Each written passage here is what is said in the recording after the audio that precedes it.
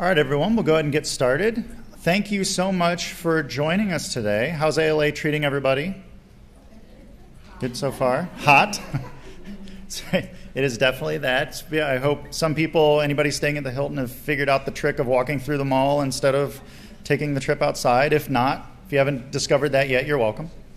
But my name is Ty Pierce. I'm a product manager for OCLC for WISE. So thanks so much for joining us today, both here in person and also our virtual audience that's watching us streaming on Facebook Live right now. So hello, Internetings. Thanks for joining in. And we're here today to talk about OCLC WISE, designed around people and driven by data. So before we kind of get into WISE and some of those things, I want to talk a little bit about public libraries. So OCLC has a long history of serving publics. Just an enormous amount of publics that we have in our portfolio and our membership that we're working with. And regardless of whether they're interacting with us through WorldCat or ILL or these different things and different products, the one thing that we know and we like to say is that libraries of all stripes, but particularly publics, are the home of superheroes.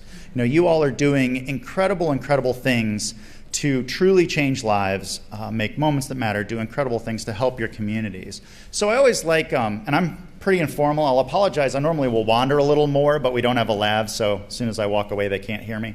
But I'd like to hear a little bit from you all. What do you all feel are your library's superpowers? Either as an organization, maybe you as an individual, your team that you work closest with. I'm always curious to hear what people think of when they say, well, my library's superpower is. Does anybody? Yes? School relationships and getting digital books into people's hands as soon as they want them. Excellent. So that immediacy and then that school relationship piece is huge. I mean, that's becoming, I think, increasingly not just a trend, but really an opportunity that we can maybe talk a little bit about later. Who else? What else? Who else would like to share their superpower? We do more with less. More with less. That is definitely a superpower that I would say most public libraries share, and one that we have heard loud and clear, and I think part of the impetus behind WISE is to help with exactly that. So who else? One more? We have one more superpower? Yes, you in the back. Awesome stuff, right? Whatever. Oh, staff. Both are true. I like yours, I like mine, they're both true. Yeah, awesome staff, right? Just really dedicated to whatever that community needs. So incredible stuff. So you are doing amazing things, and I think we've seen any number of examples over the past few years. I think whether it's adult education and helping people try to get more computer skills so they can start applying for jobs online, because the last time they looked for a job, that wasn't a thing, right? So just an enormous amount of things that you all are doing. And it's really about those individuals. That individual walks into your library. What can I do to help you? What can we as a library do to help our entire community of individuals? And a lot of it really, comes down to change. So I'm fond of saying that change is a constant. Sometimes change has a negative connotation. I always like to think of it as a positive. But I also like to ask people, because this is, I'll be honest and maybe a little selfish, this is a treat for me because anytime I get to talk with a group of this many librarians, it's really fun to get to have a conversation about it. What all changes have you seen in either your community or your library over the past few years that are really notable? Either positive or challenge, like what are you seeing? Yes? We started offering a new service, so we now do passports at our branch. Fantastic. I had to re-up my photo, and then after I went to wherever I went, I realized that our library could have done it, and I was kind of kicking myself. So that's a fantastic bit of service there. What other changes have we seen? What about changes in your communities? Yes? Well, we provide for your service to a lot of local businesses for folks that create using your library community. Excellent. Yes? My community is getting more and more diverse, more with even more lower income families than there were in the past. It was Mayberry, but now it's Mixedberry. So can we look forward to from Mayberry to Mixedberry as a future ALA presentation from you? I feel like there it is. You don't even need to pay me any royalties for the title. That's just, it's part of our service. What are the challenges? I'm interested to hear one more. We Yes. also have new developments, new buildings going up, Mhm. so it right? So kind of getting around to doing more with less in some regard, right? So all of these things are true, and I think there are any number of maybe unspoken challenges too that are happening that we're seeing. I think the diversity challenge that you mentioned. I live in Columbus, so we're based in Dublin. I live in Columbus, Ohio, and Columbus has an enormous exploding Somali population, but also a very, very large Bhutanese, Nepali population, and a lot of other communities has always had a very big Hispanic population, and so increasingly, the libraries are really working to try to figure out how can we help everyone in our community. How can we meet them where they are, help them find what they need? So imagine if you had a system that would allow you to not just be reactive to those changes, because a lot of times doing more with less means we're reacting to these changes, but could be proactive, something that would help you change, not just foment change in your community and make that positive change, but also help make change internally with how you're working, how you're thinking about your community and your work as librarians. So welcome to OCLC WISE. It is exactly that. It is a system that is designed to help you create change. And it is the first community engagement system for libraries here in the US. So let's unpack that term a little bit. What is a community engagement system? What is this term you're just throwing at me right now? So, you're used to thinking of your library systems in an ILS, right? You have circulation, cataloging, acquisitions, and discovery. So WISE has all of that, but it layers on these additional functionalities of customer relationship management, marketing, analytics. So it's not just that it's part of the product, it's an integrated part of the product, it's an integrated part of the system. The data is integrated, it's shared between all of these things. And so I love this graphic because on the left-hand side, you're going to see kind of all the different customer touch points that are included in WISE. So you have your website and discovery. You're going to have program registrations, so ticketing for events, those sorts of things. Patrons are able to create their own lists, provide reviews, all these really nice engaging things. And then on the right-hand side, you have kind of all those back office things that help you do the work of being a librarian, of making the libraries run. With acquisitions, again, discovery, those types of things, PC management, and other functionalities. So really the two things we're going to focus on that are the key takeaways around WISE is that WISE is a system that's designed around people and it's driven by data. So let's talk a little bit about that. It's designed not just around the patron, or patron or customer. Who uses patron? Who uses customer? Okay. Who uses something else? Another term. Sorry, that's, I always like to do a little information gathering while we do these as well. So it's not just about being so customer-centric. It is that. It's not about the book. It's about the person. And we're going to make the books and the materials piece of it work. But it's also about your internal staff, making those workflows easier, making those workflows faster, enabling you to share different things and save time. So, the ultimate result of this is that you're going to be able to anticipate your customer needs. Instead of being reactive, you can be proactive. You're going to be able to reach more people with the resources you have, getting to that doing more with less. And importantly, you're going to make every interaction delightful. You're going to make every interaction a positive one so that people want to come back to the library. They know that their library is the place where they do this or get this or found this piece of information or this resource or had this great experience. It's all wrapped up in you being able to help provide those moments that matter and make those happen. Now, one thing that's important to talk about is that while WISE is new to the US, we're launching it this summer, it is not a new product. It has been in use in the Netherlands for quite a few years, and over 75% of Dutch libraries, public libraries, are using it. And that encompasses almost 1,200 different branches and service points, anywhere from smaller locations all the way up to very large libraries of north of 1 million or 500,000 population served. So kind of the backstory on it is that this system was created by a company known as HKA, and OCLC acquired them in 2013. So I want to back up a little bit. At the start, I talked about how OCLC has a long history of serving publics. And one of the things we've noticed is that for libraries to do what you do, you've had to kind of been piecemealing different systems together. You have this for this function, and then you're grabbing this system for this function, and this system for this function. And there's kind of a disconnect, right? It's not just that the spaghetti diagram, as I call it, has gotten more complex because the services and the things that you're providing have become increasingly complex. But at every point where that data needs to move, right, you're losing something. You're losing a little bit of opportunity. You're losing a little bit of data. You're losing a little bit of time or relevance in taking that data out here to do something and get something back to take action on it. So what we recognized when we were going through our portfolio, we said, U.S. libraries need WISE.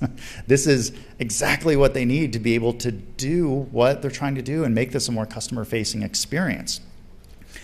And so this is a quote from Ernest Stahl, who's the director of the Gouda Public Library in the Netherlands. And I'll just paraphrase a bit so you don't have to read. But she really is talking about how WISE is allowing them to rely on facts, not assumptions. So for the marketing decisions, for their collections management decisions, their acquisition decisions, they're looking at what people are actually doing, what they're actually using in the library, what they're not using. And so it's been enormously valuable for them to be able to take the data that, quite honestly, a lot of you are already collecting. This isn't really about collecting a whole bunch of data that you don't already have in your possession. WISE allows you, I like to say, it surfaces those insights, makes some that might be really, really hard to find with other services, or even impossible in some cases. It brings those, not just brings them up and surfaces them, but lets you take action on them, lets you evaluate those and say, yeah, this makes sense for where we're trying to go with our strategy and what we're trying to do. Now, again, it was a Dutch system.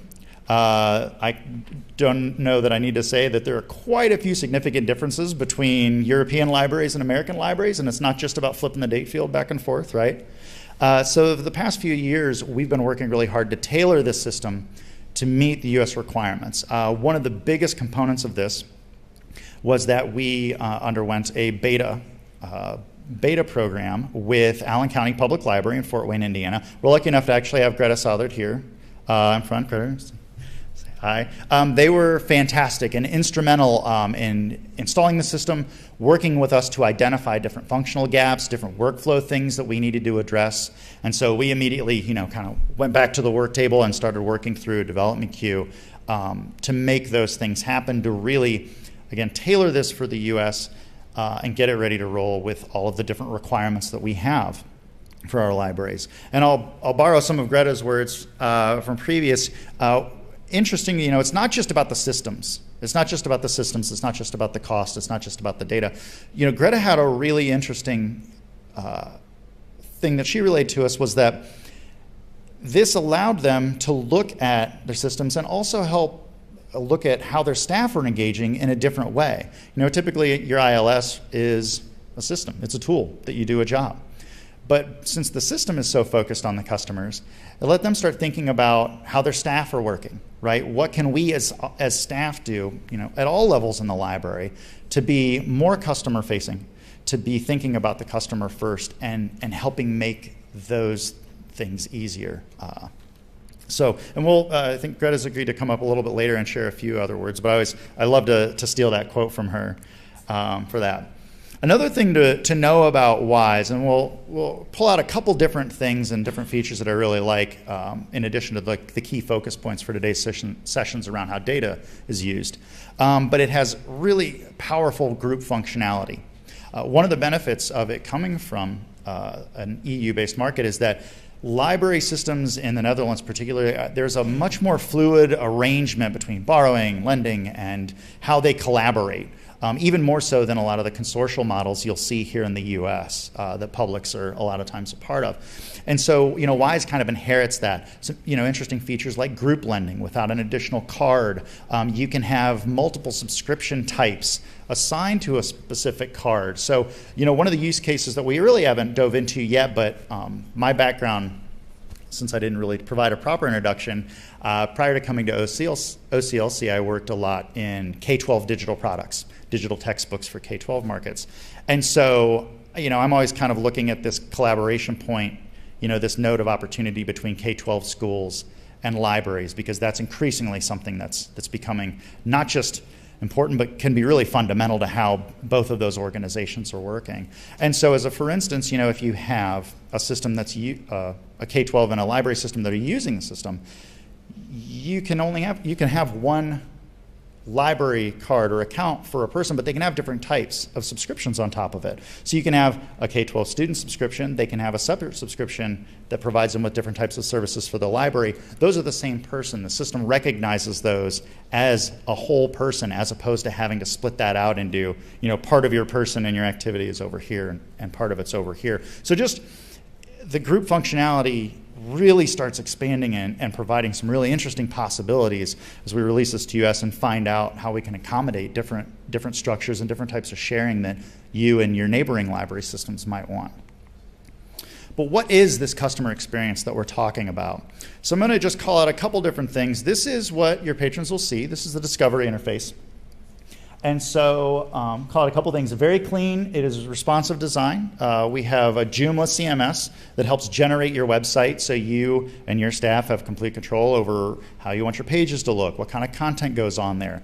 Since Joomla is open source, you also have a ton of additional functionality that you can pull in for different modules and things. So it really is the sky is the limit as far as what you want to do with the web front end of it. But it's integrating the catalog search and some different functions into that as a seamless experience.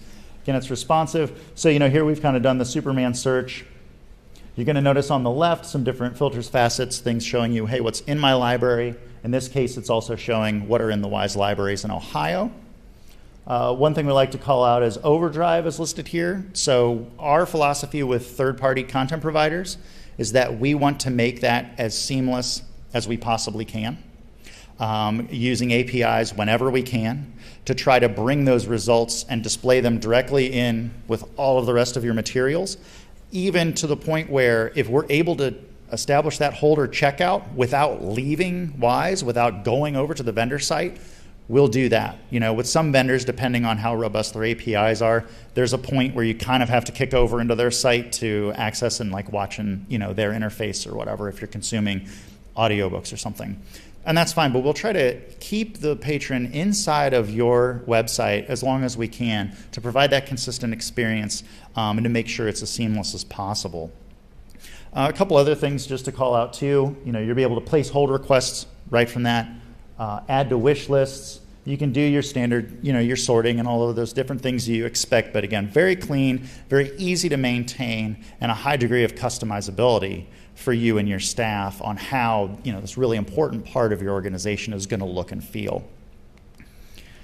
So at an individual record level, we have a couple really nice things to call out here as well. You're going to see ratings right here and reviews.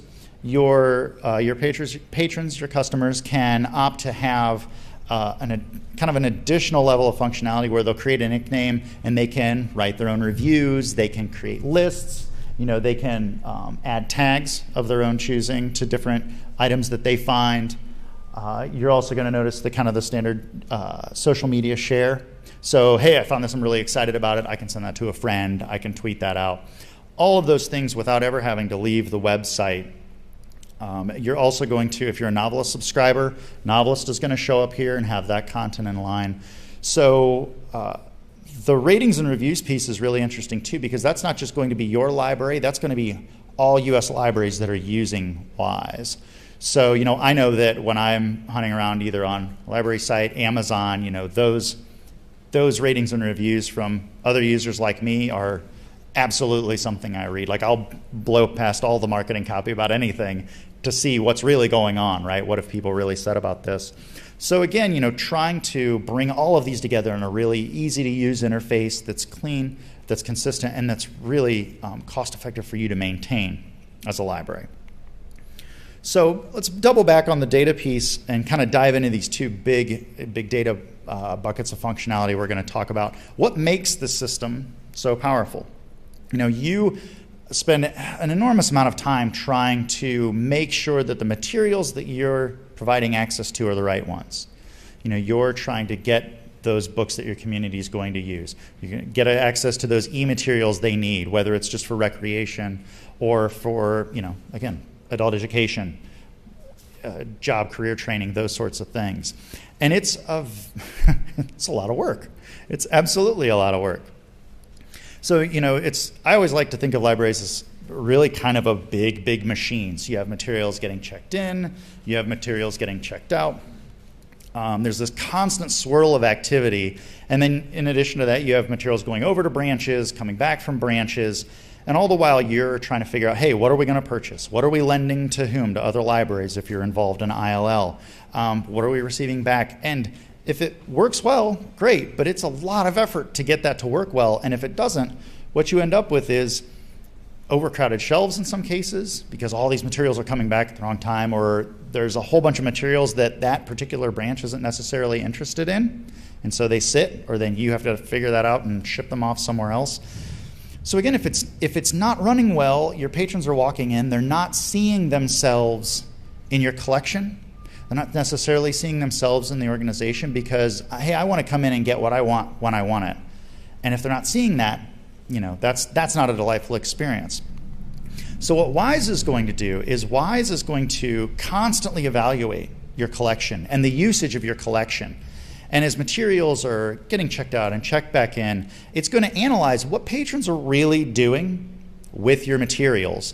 And it's going to make recommendations. So instead of you having to pull reports and do all of this legwork and think work to make this happen, WISE is going to analyze that data, and it's going to provide very succinct and specific recommendations, depending on how you configure it, for what you should do. So one example of this is that, who in here floats their collection? There's floating collections across branches. Okay.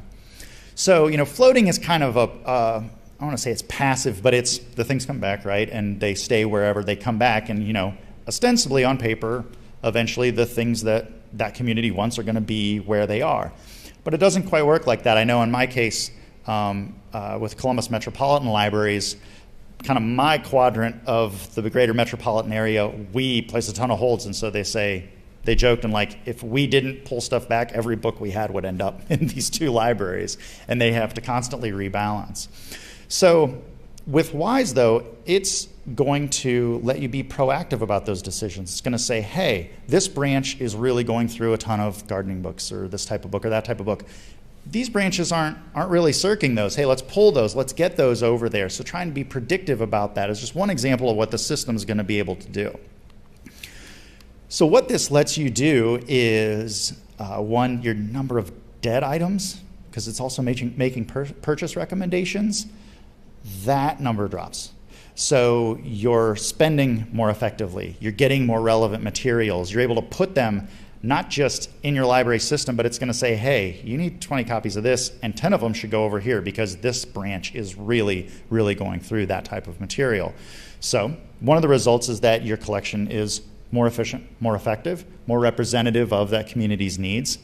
In some cases, though, what you may find is that, hey, this is allowing us to maybe shrink the size of our collection because we're able to remove a bunch of items that aren't circulating, and we can reallocate that space into something that we really need. It might not be about the material, it might be about the space and that capacity. So in this case, you have a library who's chosen to purchase different materials that they might not have otherwise spec'd in their acquisitions process. This library has said, we actually want to take some of our space back and put together a small community theater because that's what that theater or that community really needs right now. That's what they really need from our space. So for me, really what I think WISE buys you back is time. It buys you back time for your staff to do those really impactful moments that sometimes they're not about circulation statistics in some cases, right? They are about providing a recording studio for a budding podcaster. They're about that adult education, maker space, a fun ping pong tournament, just all those different things that you're really trying to make happen for your community, to bring people in, to let them experience library and create bonds between themselves. WISE is going to enable you to buy that staff time back that makes that happen because of this efficiency, because it's constantly analyzing your collection for you. Think of it as like a really, really good personal assistant. It's kind of a way to think of it. So how does it work? How is it doing all this fantastic work for you? So when you configure WISE, you're going to set different goals and policies that are in line with your library's collection policies, et cetera. So as one, for instance, you want to define grubby items. So you say, as an example. Hey, every time this paperback circs 30 times, I want somebody to look at it to see if it's dog-eared, if it's torn up, if the cover's missing, just to check condition. So you can define that. An example of a goal would be, well, let's say these shelves right here, because Wise can be accurate down to the shelf level. This set of shelves right here we want at 50% full because we want to be able to display items face out. Because we know we want to spotlight different things there. We know that turning them face out is going to increase our circulation on those items, or any number of studies showing that. So you're going to tell Wise, hey, this is what we want. These are our goals. These are our policies on what we want to see with our collection and how we want to manage it. And then Wise goes to work. It's going to continuously analyze this. Again, all this data is happening in real time. You're not exporting this data over here to pull into another system to do these different services and analysis and then bring back in and make decisions on. It's all happening in real time. It will provide you with weekly weed lists and pull lists. So if anybody has gone through a weeding project knows that can be, root canal, any number of analogies you want to make. Wise is going to make that easy. It's going to make it just part of your normal doing business to make it more efficient, make it more effective, and help tailor that collection instead of it having to be this enormous project that could play out over 1-2 years. One nice little tidbit we like to point out is that one of the really cool things in my mind that Wise does is this weed list. It will let you export that list in walking order. So you can specify the most efficient route to walk through your library and through the layout of the shelves. And then Wise will let you export that list in that order. So somebody grabs a cart and they're just on the train, walking on through. So, it's going to reduce those Fitbit steps that they're getting, but it's going to make that turnaround faster because increasingly we're seeing getting those holds processed, getting those different things pulled and back out the door and into the hands of the people that want them is a huge priority for libraries and a huge logistical challenge.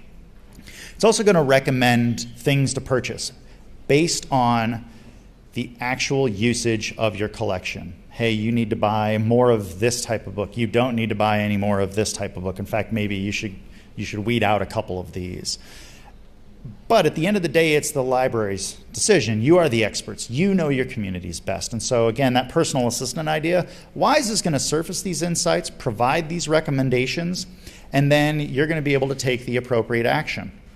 And again, since this is happening in real time, it's right up to date, it's up to the minute, that you're making these decisions based on the data that's happening now and the situation that you're living in, not something that was maybe a month ago.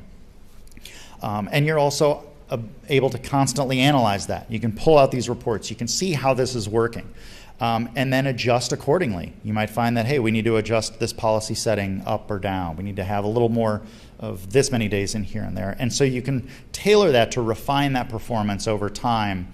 Again, specific to you, specific to your collection, specific to your community. So really the big takeaway with that is the combination of Wise, these policies and procedures and goals that you put in place, and the analytics, you end up with a customer-driven collection.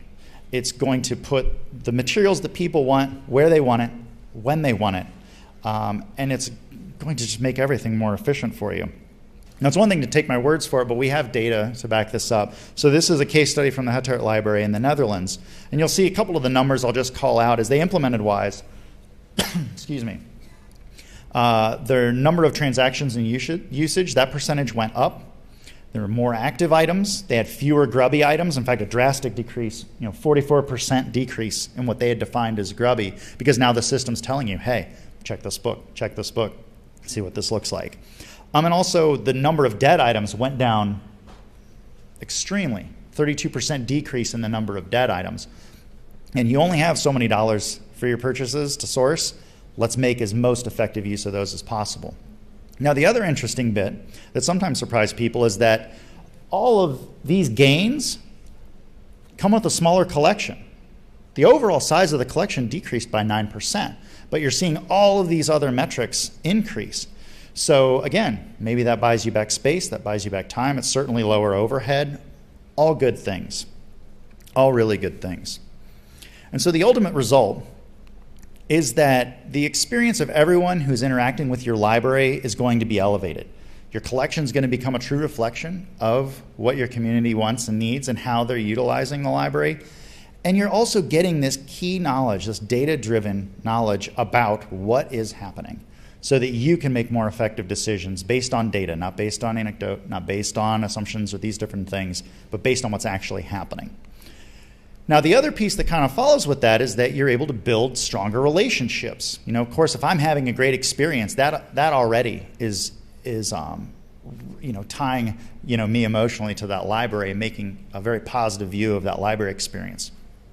But it's not just about the usage. It's also about how we're communicating out to our patrons, to our customers.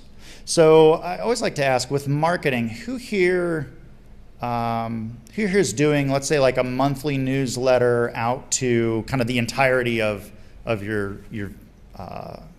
community? A few? We have, okay, which is pretty standard practice. Is anybody doing more granular sends? Anybody doing some more granular email campaigns? Anything like that? Okay, cool. So again, that larger, kind of that blast to everyone, big newsletter is fairly typical practice.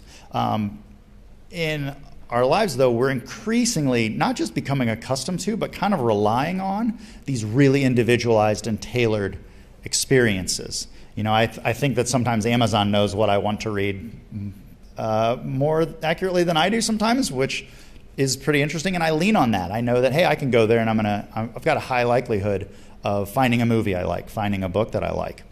But that's a big struggle. I mean, that's a struggle across many industries, but I know libraries have had a really tough time trying to figure out, hey, how do we provide these individualized experiences without adding 10 marketing staff, right? What do we do with the resources we have to deliver that customer experience that our customers are asking us for?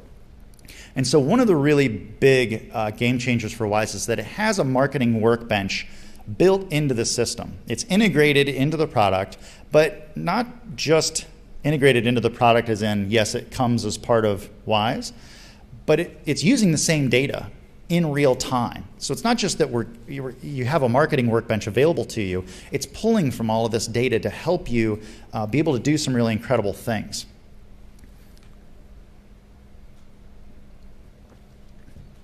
So the four main kind of components of this marketing workbench. Actually, let me ask, who has dedicated marketing staff, a dedicated marketing staff person? Okay. And how many of those had a dedicated marketing staff person even 5 years ago? Okay, just a little bit.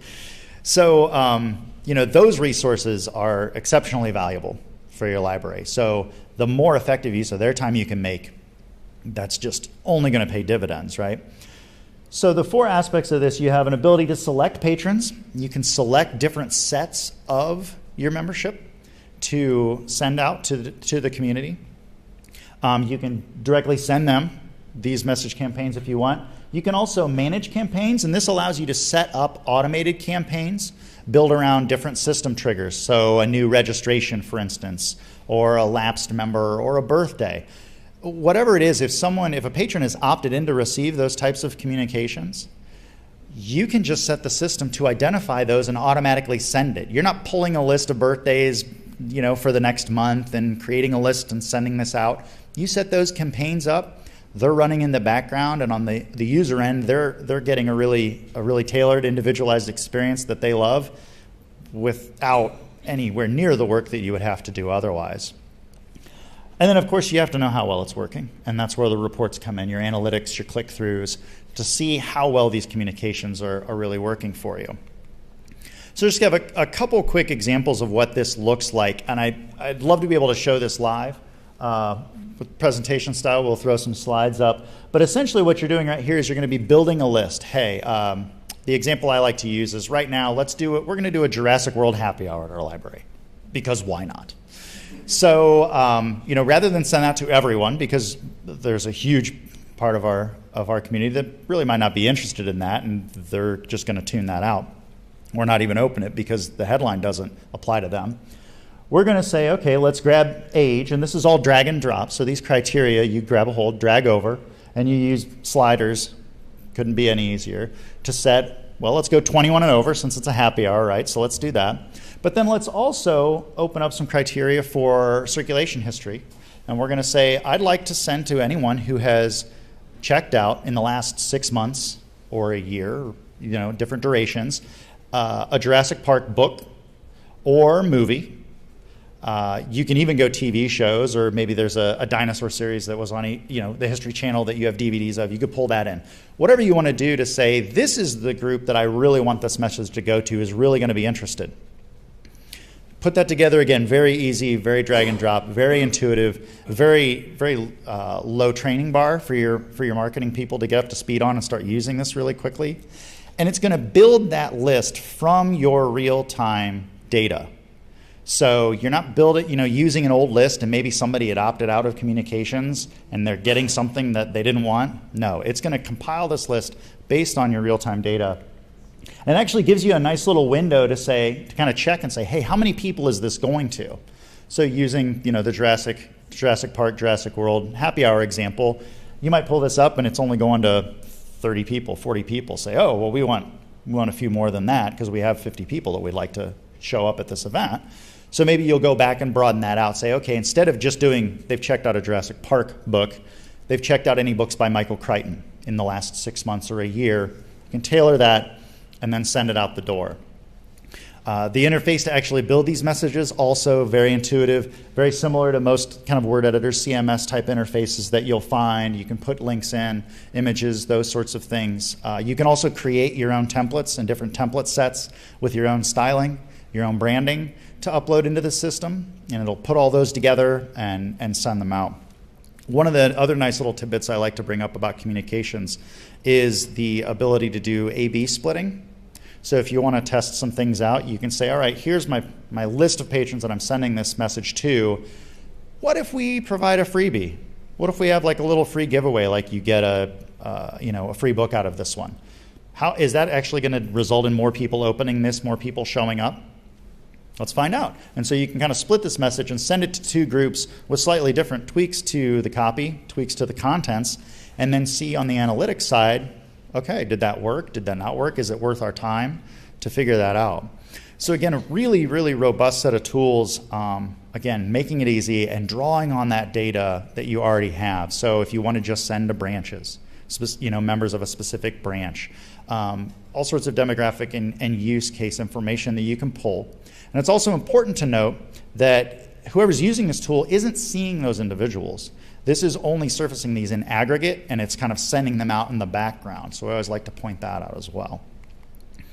Again, what this is letting you do, it's letting you automate your communications. You're engaging these audiences in new ways, right? They're not used to receiving this if you've not been doing these tailored communications. And all of a sudden, every email they're getting from you is spot on to something they're interested. It's really intriguing to them, and they're clicking that open. They're registering for an event, doing those things.